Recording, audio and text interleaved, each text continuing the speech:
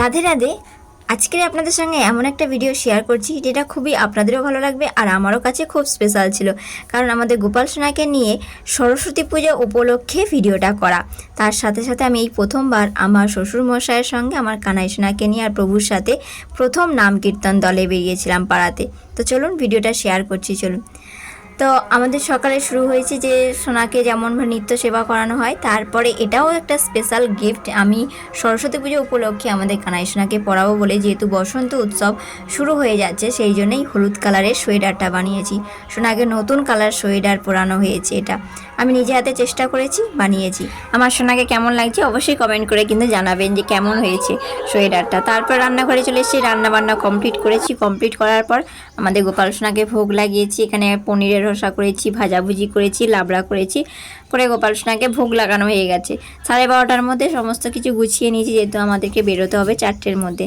তাই সমস্ত সেবা, যেহেতু উনানে রান্নাবান্না করেছি, সমস্ত কিছু গুছিয়ে তারপর চলুন কীর্তনে দেখা হচ্ছে। তো পাড়ার এক কাকিমারা যেহেতু সরস্বতী পুজো করছে, সেই জন্য সেই উপলক্ষে বাড়িতে নাম কীর্তন দিয়েছে, আর সেই দলের মধ্যে আমরা এসেছি আমাদের গোপাল সোনাকে নিয়ে। তো চলুন আমাদের সঙ্গে থাকুন।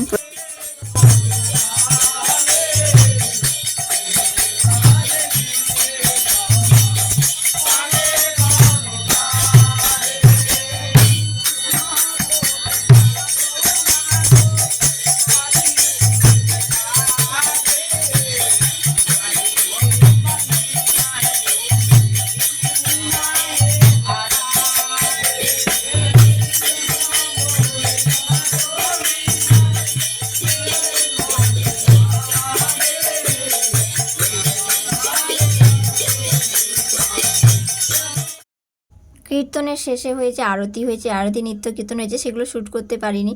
তো যেহেতু আমি সেবার মধ্যে ছিলাম, করা হয়নি। তারপরে আমাদের প্রসাদ পাওয়া হয়েছে, তারপরে আমরা ধীরে শেষে যে যার বাড়ি চলে এসেছি। তো এইটাও আমার একটা ইচ্ছা ছিল যে বাবা কীর্তনে যায়, বাবার সঙ্গে আমি পাড়ায় কীর্তনে যাব। তাও আমার একটা ইচ্ছা পূরণ হলো। রাধে রাধে।